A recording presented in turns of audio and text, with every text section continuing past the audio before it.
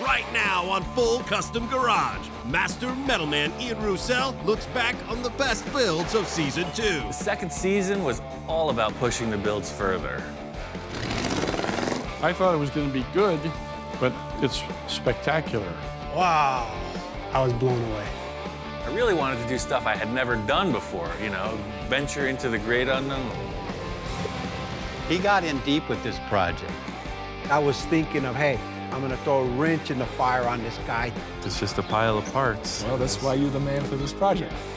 Going into this bold-faced and fearless.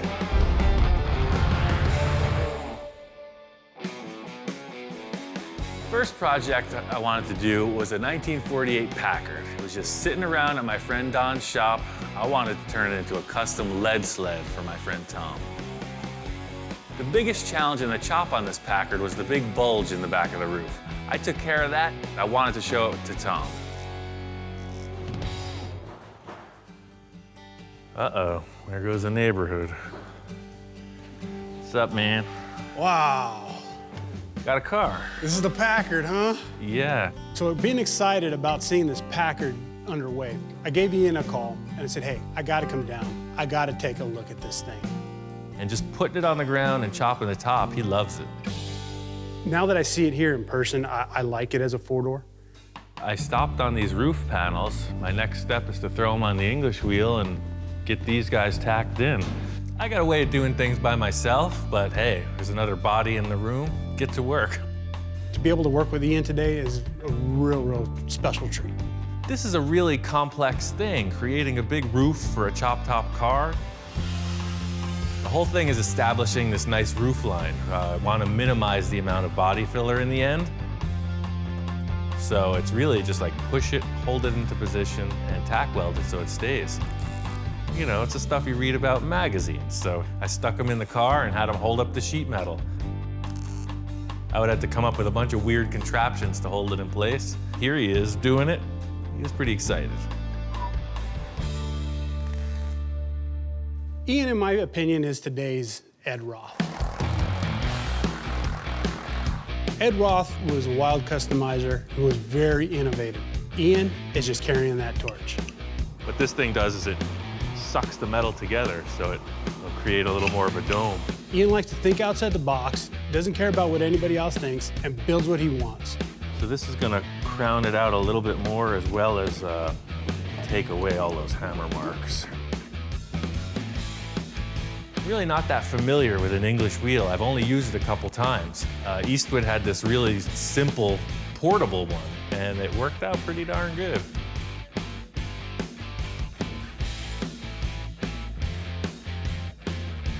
Pretty good. Yep. Getting the sheet metal tacked in place, that's it. That's the car. The line of it's established. It's just a matter of finish work. If you like it, here we go. I'll put it all together and on to the next. It's a killer chop. Once we got the roof dialed in, Tom had to take off. So I got the thing painted and finished because I really wanted to show it to him complete and ready to drive. When I first sat inside the Packard, man, I couldn't help but feel, man, this is cool. I'm ready to cruise, man. And I am one cool dude because I'm cruising this thing. This was a very emotional experience. We took that car out of the carport and I was angry. I was just thinking we were going in a bad direction. I pulled through. It's really indescribable. I can't talk about how grateful I am because there's no words to express it. I mean, other than getting in there and cruising down the boulevard with a big grin on my face, there's no real way to express how just excited I am. It's a cool car and I cannot wait to show it off. Tom has helped me out with a lot of stuff in the past. So going through all this extra effort made it worthwhile. He's really happy with the end result. This Packard was not just finished and delivered. This thing is an evolving project. I have it in the shop now. We're developing it into a whole new thing. The next project was for my friend Victor, and who knows what's coming through the door. He's always got a lot of wild ideas. So Victor comes in with a set of blueprints, and he's talking 100 miles an hour. The other night I was thinking of a project that I need. I got a retail plant rental company. I need for my nursery to have like a little car spectacle, something like people would see like, what the heck is this thing? If Victor wants a spectacle, he came to the right place. Victor wanted to build this VW kit car. It's called a Boonie Bug. He found these old plans. Remember, like everything we do, this means nothing. This means someone has built something like this, so ours cannot be like this. I think we're gonna take these plans and funkify them. We're gonna go full disco. I think it's gonna be cool. First thing I needed to do was build a framework for the body. It rides on an existing shortened bus chassis, but there's no structure for the whole kit part of it. The whole thing with this vehicle is like a triple threat, right? It's driving around, it's looking so cool. When it's parked, it's doing the same thing. And then the sides fold up, and it still drives around. So it's a quadruple threat. It does 4 things really good. I got the whole structure for the body built. I really wanted to show it to Victor. There's always kind of a friendly competition between us. I wanted to nail my concept and sell him on it. Hey, Ian, what's up? When I first walked in, as usual, more was done than I expected. I love the way you angle that thing. I've been thinking and dreaming about this too since I left. I said, I want to put, kick the angle down. I didn't know it was going to be forward or backward, but you're reading my mind. Instead of the doors like the plan showed, the whole wall is open like that, both of them. That's and then amazing, it says yeah. ultra green, so when you park it. I was thinking of, hey, I'm gonna throw a wrench in the fire on this guy. I'm gonna have him make something raise up because I want my sign to show. And I come in and you raise up the door and my signs go there so the guy like outthinks me. But yeah, no, that came out crazy, yeah. The build of this was pretty inspired and quick, so I got it finished up and ready for paint and interior.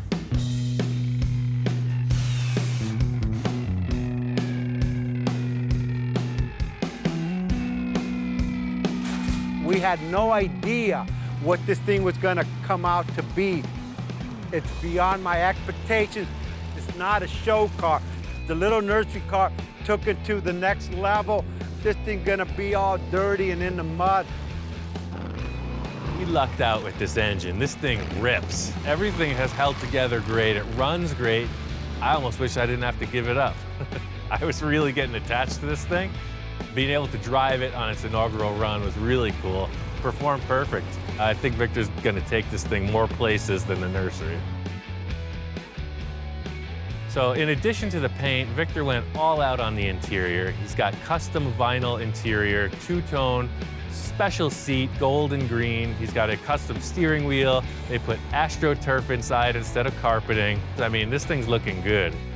The reason why me and Ian hit it off so good is he's creative. The thing I like most about this was that it is a stand-alone concept. You're not going to take it to a car show and judge it against anything, so there's a certain freedom in that. My friend Jack has had this custom Econoline pickup for years. He's got some really wild ideas. He wants to push it even further. So we're going to have to take about this much out of the middle. I want the top to be about this high. Jack threw a total curveball at this project. I was thinking of wild paint schemes, and he's talking about cutting this thing apart. So you want to section the entire body? Yeah. It's a pretty good looking truck like it is, man. I know. Sure you don't want to just start on another one? This is, No. This has to be the one. Jack showed me these drawings he had, and we went right to work. We had to modify almost every panel.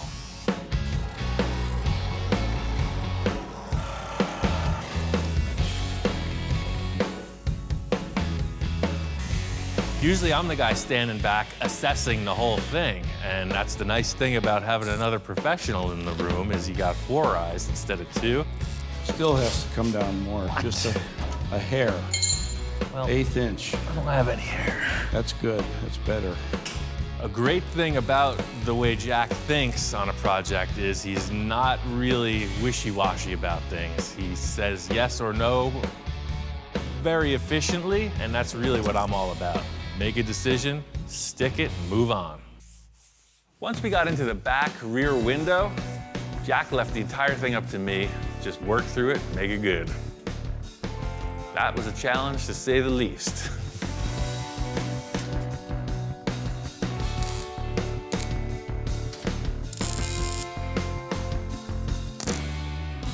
I like what you did with the window. It's beautiful.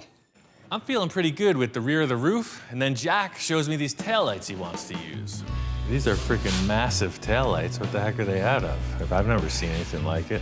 It's 70 Chrysler. I found him at the junkyard. He looked at me, what the hell is this? And I said, well, we're gonna try this. We're gonna put these two together and see if they fit on the truck. You know, these taillights are quite a bit different than what you had. I thought we were just gonna like hole saw and put the other ones back in. No, you gotta. So you're switching up the whole bill on the back of the truck too, I see. Yeah, well, that's kind of like how I am. This kind of changes everything. I don't know where he's going with this, but we're gonna have to figure it out. To make these huge taillights work, I had to French them into the back of the truck. It wasn't something Jack and I talked about, so I kind of took a leap. I was hoping he liked it. Whoa. Hey. Whoa. What do you think? Is that gonna work? Wow. So I take off for a day or two and look what happens. This is beautiful. Wow. There's only one thing wrong. What's that? It's upside down. No, I'm just kidding. Okay, I put it in the other I'm way just and it was like, fooling. wait a second, No, it looks like a smiley mouth. No, this is perfect, man. Well, when I walked in and looked at them, I was shocked. I thought it was going to be good, but it's spectacular. I'm elated. I can't believe that in 3 weeks we've gotten this far. Beautiful, Jesus. The camera doesn't come out until Jack's happy with it. Once that digital camera's on the scene, you know we're on the right path. We are both on the same page with all the fabrication elements of this project, but the critical thing is the paint detail. We're doing something really far out, and we both have a difference of opinions on what color it should be. This color here, that's sunset orange. I've got this idea for this color. Looks like a sunset. I went and bought a gallon of that, and that's the color we're going to use. This got a lot of metallic in it, a lot of fine metallic. I think you're gonna have to add something. It's like almost a production car color. Need something to make it pop. Our difference in opinion on the paint scheme actually turned out to be a really good thing in the end because we had two separate elements that came together in a great result.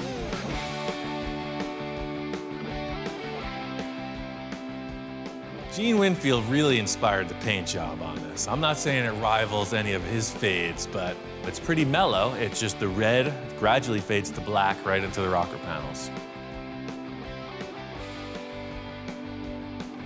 Ian wanted to surprise me with that fadeaway, and let me tell you, he sure did. It really looks good. Jack was digging it. Right out of his pocket, first thing is his camera, so I know I'm on a good run here. It's been the story through the whole build is that if he starts taking pictures, you know you hit the mark. The next project was for my friend Kai. He's got a bunch of motorcycles. He wanted to get his 1958 Harley-Davidson Sportster back on the road. Once we got into it, we were over at his house, and he asked me what I wanted to get in exchange for the labor. I want that. You want that? Yeah. That. You want that? Yeah. Okay. Naturally, I'm entranced by this early Harley, but just over my shoulder, there's a police motorcycle. KZ1000, that's a hot rod. I've never really ridden it. I've had it for a little while. Apparently Kai got this in a trade or something. I guess his buddy picked up a few of them at the auction. It's a typical scenario. These police bikes get decommissioned after a certain mileage, and somehow Kai ended up with one.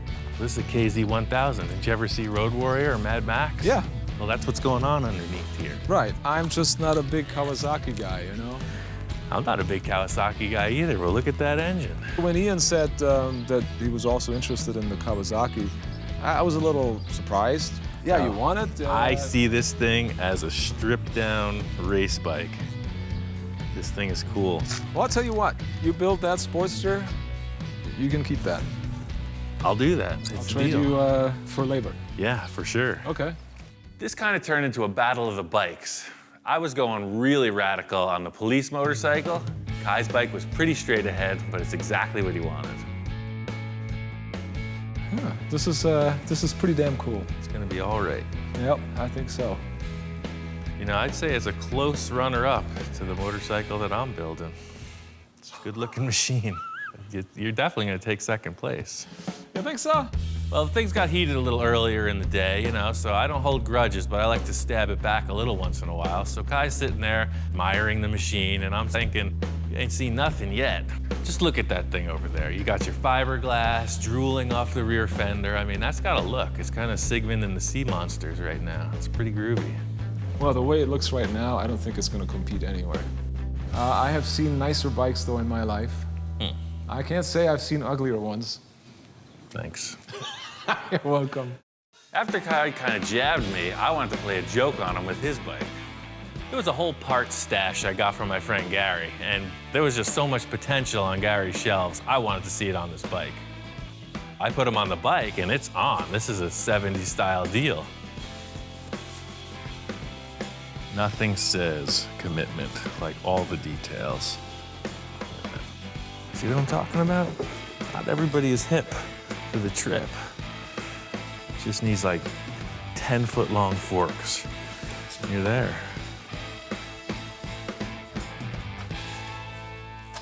Hey, Ian. How's it going? Good, man. Got your bike just about ready to start. Oh, man, check it out. Did a little restyling. Holy moly. Look at this thing. Fishtails and everything. This is terrific, man. I love this. This is great. When I walked in, I was really surprised at how the bike had changed. Yeah, he may have meant it as a joke, but I was digging it. I was loving it. Man, this is awesome. The joke was on me. He walked in and loved it. I thought you were gonna hate it. I guess No, you're I into love it. I love the fishtails. I love the sissy bar. This weird prank actually resulted in a pretty darn good-looking bike. So it was sort of a debate between Kai and I. In the end, he really just wanted to go with something a lot mellower. So I put the exhaust I built on Kai's bike, but I was really itching to show him the progress on mine. So you remember my Sigmund the Sea Monster rear fender? That changed a little bit. Looks nice, man. Yeah. Wow, this is smooth. I took a look at the Kawasaki, and I was actually really surprised at what he'd done. Man, this is It's getting close. nice. In the end, I got my bike wrapped up. It's exactly what I was hoping for. It's just a good, reliable, powerful, fun-to-ride machine.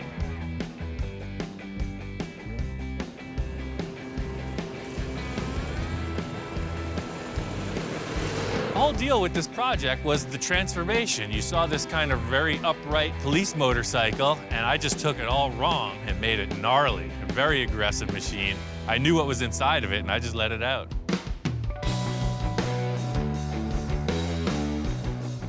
Kai's bike turned out really cool. We got both bikes out here. They're running good. We're just testing them. I love the way it looks. I just love the way it looks. It's old school. The general ride itself was exactly what I hoped for. You know, just smooth and has a lot of power. Well, Ian's bike, his Kawasaki, I mean, like I said, I didn't think in the beginning he was going to do anything with this thing. Ian, as usual, pulls a rabbit out of the hat or whatever you want to call it, and I actually got to ride it too. And I was really pleasantly surprised. It's a cool little bike. It's a nice change of pace to build a couple motorcycles. I don't do it often, maybe not often enough, but I really like the cars, so I was ready to get back to them. Next project I did was with my friend Bill. What year is this? This is a 1962, as I recall. That's what I'm talking about. I guess it's an early 60s Ford Falcon window van. It's a short wheelbase. Looks like it was maybe from a utility company or something. It's bare bones inside, but it's a pretty cool looking ride. I talked Bill into working on the van as a concept to sell to fund another of his projects, and it just turned out to be way more work than either of us considered. I got a couple good ideas on how to get this thing back in action. The question is, how bad is it? All right, so I'm gonna start off on the front, because to me, it looks like it's hiding some secrets. Pull off the front bumper, turn signals, you know, trim stuff. Start sanding it. that's where the story begins. There's a ton of filler in this thing. I'm doing the excavation here, you know, this is down and dirty. I thought I could sand it off, but it just got thicker and thicker. I ended up just cracking it off as brutally as I could. Yeah, it's all pushed in right there.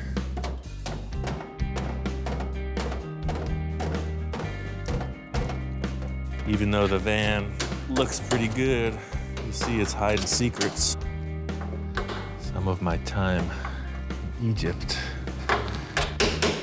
spent doing exactly this type of operation. I'd say there's been a traumatic event. This van ran into something, and then it was repaired really poorly. The easiest solution would be to get a replacement panel, but I think I can just take this thing, reformulate it, and put it back into place. The cool factor about this is that you're not your typical auto body procedure. I'm gonna fire up this torch and get medieval on it. This metal piece was created in a certain shape. The only thing that changed was the collision made it into a different shape. I want to bring it back to the way it was, and that's just done by a series of heating and hammering.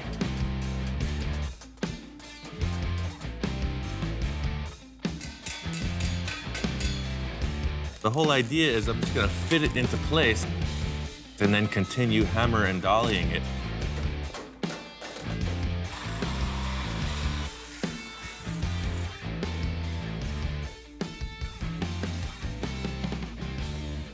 The van came out really cool. We got it all finished up and it was ready to show to a potential client. Bill had somebody interested in buying. Brought up to Bill's, and just as I'm showing Bill the van, Jess shows up. Holy cow. See you again. Yeah, good to see you, Ian. Hey, Bill. When I first walked up and saw the van, I was just kind of blown away. It looked perfect. It looks like a plain white van on the outside, but the interior is all fitted out. It's deluxe. They put curtain rods in there. Holy cow. Yeah. So this is the Pendleton yeah, the flannel? authentic flannel. So I'm really impressed. I can't wait to take it to the beach. Let's drive it. Good, let's do it. Let's close the doors up and jump in there and fire it up. Oh, and we're off. So looking at the van from the outside and the inside and kind of being a spectator is great. The aesthetic is totally there. It's everything that I want. But it's not the feel of driving it. And so once you drive it, I was sold. When we first started this project, I didn't know how it was going to end up. It got in pretty deep, but in the end, it turned out to be a really nice van. This next build came about in a completely different way. My friend Tom's putting on a charity car show, and I wanted to build something to support the effort. I went up to my friend Bill's house. He's always got a bunch of cool projects, and I knew he had some old trucks. In Bill's endless pile of parts, he's got a fire truck. Holy moly. You know, I love the old fire truck because it's a roadster, and it's one of those keeps getting moved back project. I'm never gonna get around to it. I really need to check this thing out. Pulled it out of the weeds, and it's in very good shape. I know the chassis got the look. And then seeing this body and the bedsides, I'm thinking giant hot rod truck. I'm always excited to watch Ian and see his gears turning in his head and what he does. These are the basic building blocks for my inspired project. I told Tom what I found, and he was up for the adventure. He wanted to give me a hand. So I was thinking, man, it'd be really cool if Ian showed up to my car show, but now he's talking about building something. The whole look of this project is how the body sits on the chassis. It's the look of the whole ride. So getting it in place, I could tell right away, and Tom agreed. This thing is way too tall. Look how freaking massive this body is. Yeah, it looks kind of goofy up tall like that. It is, it's way too tall. My initial thought was this was gonna be kind of a highboy style, real old school look on top of the frame rails. As soon as it was in place, I could tell it was not gonna be okay. That's why I wanted to put this body on. It's just way too big. When the whole truck is up in the air, the body looks kind of small, but now it looks massive. That close to the ground, it changes everything. The firewall looks like a freaking tombstone. It's gigantic. I think we gotta channel it. Yeah, there's no question about that. It'll look so much cooler too. Right, I'm talking about a hot rod, and you know the formula, man. Low, Big and little tires, then lean. We gotta strip this thing down. It's looking good, but it ain't there yet. Both Tom and I agree, this big box on the back of the cab is not the look we're going for. First order of business is to chop it off. Channeling means you drop the body down over the frame. It gives the whole vehicle a lower profile. The compromise is the interior room. But I don't care about riding comfort. This is all about the look. We're channeling this sucker. Get it down. I'm just into it, you know. I love this plasma cutter. I'll use it all day long. So I got the shades on, you know, shields are down. I'm in the moment. Tom's yelling. Woo, we got a fire in the fire truck. Fire in the truck. I think he's just into the fire truck. I'm like, yeah. It's just these wooden cars, man. Yeah. What are we gonna do about that? Should we call the fire department? So here I am, working on a fire truck, and I think, what would a fireman do? I went and got some water. Everything's solved. You know, Tom, that's why I keep you around. So we got the fire out, the body lowered down, just as we expected, and it looks great. Now you're talking hot rod. That's perfect. What do you think about that, Captain? Is that gonna work? Yeah, man, now it's looking like a hot rod. It was a ton of work to bring this concept to life. I got this thing wired up and fired up. It's driving around. I'm ready to take it to the car show. Tom hadn't seen this thing in a few days, so when I pulled up this morning, he was really excited to check it out. Oh man, I was blown away. It turned out awesome, man. You know, every time I've worked with Ian, I bring something to the table, but I take something home too. I either learn something when it comes to how to build or artistically. It helps me grow as a hot rodder and a car builder myself. This next project was a build with my friend Stone. It was really unique in the fact that it had very little to do with a car. It was more of a sculptural project. My name is Stone, and I am a metal fabricator and sculptor, and I build big, ridiculous things for festivals. The initial concept is a series of sculptures that Stone did. It's called the One-Eyed Monster. You know, the original state of the One-Eyed Monster was these small little sculptures that I used to hand make out of steel. And they were just little sculptures that I just kept showing in galleries. He says to me he wants to build the most gigantic one-eyed monster sculpture ever, a driving 30-foot tall sculpture. Because I'm gonna tell you right now, I know Ian and I know myself, like if there's any kind of thought in our head and it was like, oh, that would be cool, literally the next morning we will be not drawing it out, we will start building it. So this is below the decks of the One-Eyed Monster, where all the mechanics and engine maintenance guys hang out. This thing's a full mutant. It's a 28 Ford Model A frame that I put a Mercedes-Benz rear clip, independent rear suspension, with the engine and transmission, and then it has a Chevy truck front axle. One of the biggest, craziest reactions that I get, besides what it is, I mean, it's obviously like, wow, what is that? That's weird. But when you tell them that it's an actual car, or you don't even tell them nothing, you just get up in it, you start it, and you start driving through a crowd, and they're like, what the, you know, and you're like, exactly. All the Stone sculptures are like a spherical body, and to make it proportional to what he wanted to do, we had to build like a 16 or 18-foot diameter sphere.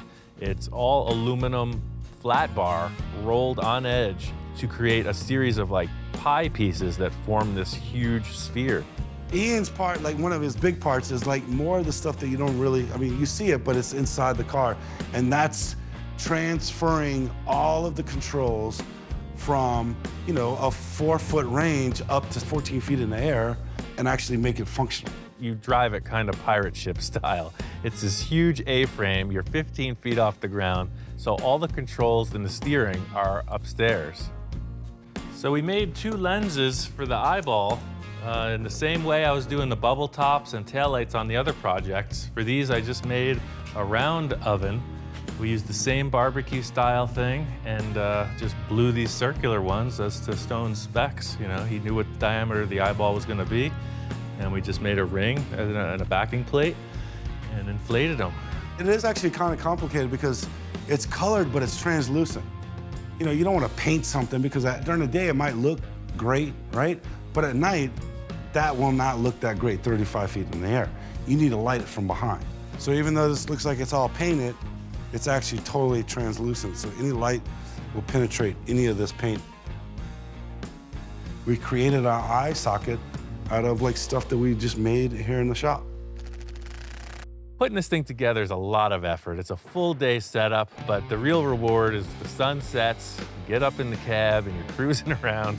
I mean, just that, it's a really cool vehicle. It's totally fun. It's worked out perfect. It's exactly what it needs to be, and that's a spectacle of this crazy thing that no one else has ever seen. Working with stone was a good change of pace because this was pure art. Most of the clients I work with are more car guys. This was a full mechanized sculpture, and that's cool. The next project was for my friend Don. He had an old 22 Ford C-Cab and a pile of old parts. As old as it is, it's in pretty darn good shape. I've got the frame for it, got some of the fenders. Oh, wow. Yes, this is what started this whole idea. This whole thing started with Don finding this manual hand crank. It's a tow truck winch. It's dated like 1930 or something. Well, that winch has been sitting in storage for 33, 34 years now. I always thought it'd be really cool to have a vintage tow truck, basically to move stuff around here on the compound. Every project has some sort of impetus, the things that get you interested in building.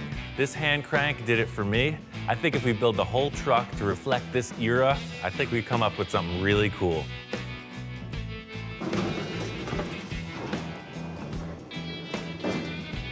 Look at that, just like a glove, Ian. We've got parts from like 4 different decades, and there's a lot of space to fill. There's so many different parts here, it could go in a million different directions. Ultimately, this is going to be a functioning tow truck, so I started working on the rear. I was building the boom, and then Don shows me this gas tank he wants to use. The tank Don showed me is just kind of generic. It looks like something that should be under the bed. This truck's got one lacking area between the bed and the cab, and I think building a custom gas tank is going to set it off. Ian has his own ideas on how this is going to look, and I have my own ideas too, so I'm a little concerned about it.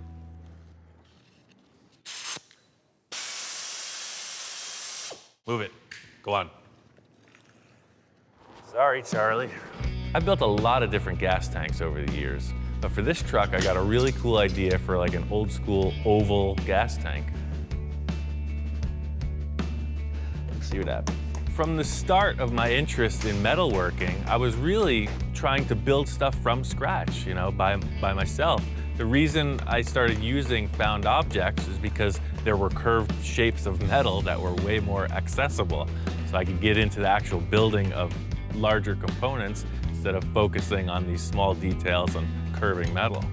Back in the day, they were making some cool stuff out of very basic materials, so I built the thing the same way. Kind of caveman technology, but it works.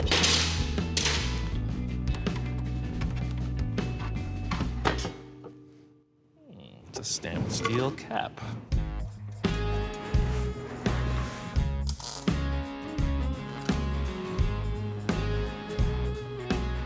I wanted to make this tank and the brackets to hold it look like something you'd see on a vintage work truck. What I'm looking to accomplish here is match this radius with the mellow curve, and then I'm going to pull it tight over a piece of pipe. That way I'll have more of an egg shape instead of a perfect circle.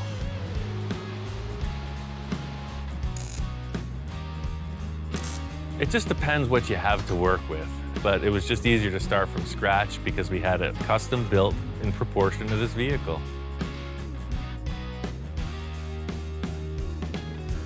That's what we got, dog. It's interesting the way that ties in between the cab and the bed of the truck to have that space taken up by a fuel tank. It looks absolutely perfect and vintage for that vehicle, too. It's little steps like this that can convert a man like that to the creative process. It's a small victory in this grand war. And in the end, the truck came together really cool. Ian nailed this thing. It's unbelievable. The stuff that I gave him to work with, he knocked it out of the park. I mean, look at that truck. It is just absolutely beautiful. There's stuff from the 40s. There's stuff from the 30s. There's stuff from the 20s, and then the drivetrain and frame is from the 60s. Working with Ian on this project really opened my mind to a lot of things, and this project came out killer. I mean, it came out way better than I expected it. Next project was for my friend Mark. He shows up with this trailer full of parts, so I wasn't sure what he wanted to do. You know, I'm very fortunate to be one of Ian's clientele. I like Ian just to let his creativity take over the project, because however radical it becomes, the better it is. Love your weather down here, man. This is gorgeous. Came down from Canada, and he's into the wild stuff. Definitely not into the restoration aspect of things, and that's right up my alley. I can show you this before we actually show you the project to be. Originally, this whole idea came about by a drawing, and he's the only one that I can think of that could actually pull this one off. He said it was a Volkswagen. It's a Volkswagen. Shows me this drawing of this pretty wild cartoon hot rod. I'm all on board. So it's like a front-engine Volkswagen bus hot rod thing. Just like the Ed Roth monster cars, this is right in that vein. It's just a new style on it. And I think pushing it forward is always really cool. So I was excited to see what Mark had in the trailer. This isn't like the last thing I brought you. Okay. It's in a little more disrepair. That's a mighty short Volkswagen you got there. It was not what I expected.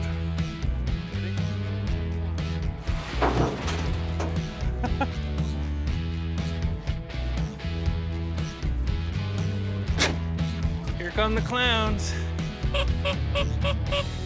Must have been a rare factory option. Mark pulls out this shortened VW bus and just a ton of other random parts from the trailer. So I thought, well, let's throw AMC running gear in a Plymouth frame, and then now we're gonna put a Volkswagen body on it. You know, let's mix up all of it. I like having clients that are all on board. You know, they think I can accomplish anything. Unfortunately for me, the anything gets wilder and wilder. The big challenge is to make it look like the drawing. The stuff Mark's pulled out of the truck looks nothing like what we're going for. Oh yeah, oh, it's gonna be awesome. It's gonna be a one-of. I have my own ideas of the way this thing is kind of gonna look. To me, it's kind of rat rodish. I said, Ian, let's make this rat bus. Mark's talking about rat rod.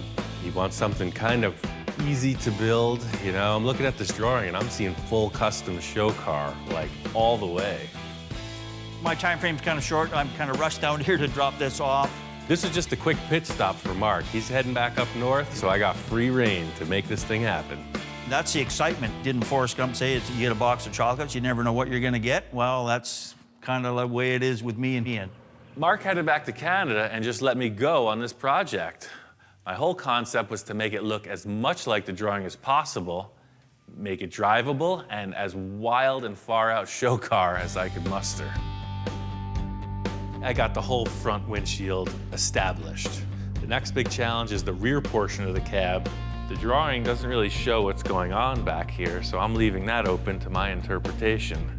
I got a cool idea where I'm going to utilize the rear tailgate of the van and split it in half and make two.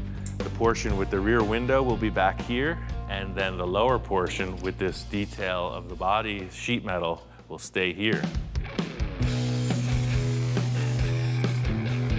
Being that the cab is so much narrower, the whole rear window frame and that rear hatch have to be reconfigured. It'd be nice to just cut it in half and put it in place, but all the proportions are changed. Taking all the leftover pieces of the car and just refitting them in a way that the hinge mechanism will work and the rear hatch will open and close smoothly. It's just way smaller.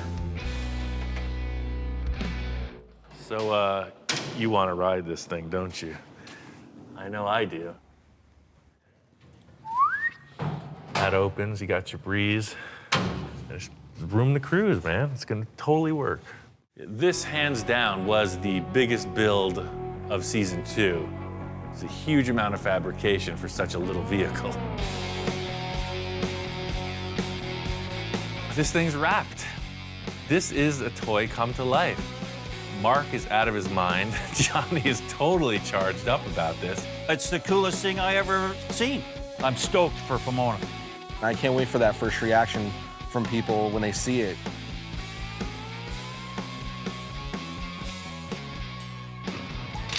Up to this point, it's been a static piece. Johnny drew it, it's been sitting in the shop, but it's an actual car, it drives around.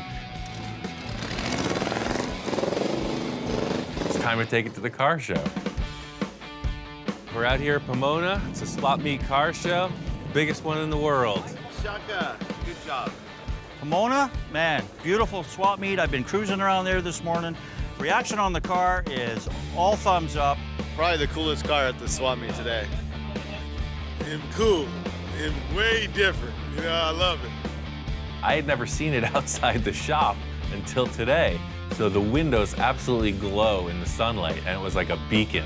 People were hypnotized, they were drawn to it, and everybody was digging it.